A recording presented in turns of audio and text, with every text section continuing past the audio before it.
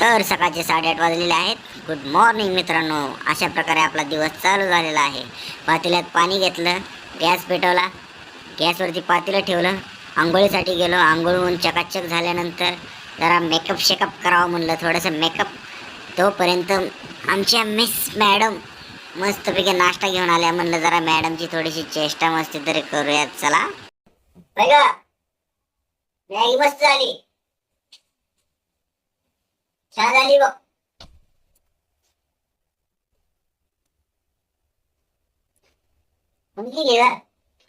नाश्ता वगैरे झाल्यानंतर खाली आलो पार्किंग मध्ये. ही बघा आपली काळी मैना, तिला बाहेर काढलं. जरा आमच्या मॅडमने एक काम दिलं होतं, त्यांचा काहीतरी ड्रेस होता लेहंगा, त्याला टिप मारायची होती. म्हणून मी दुकानदाराकडे आलो.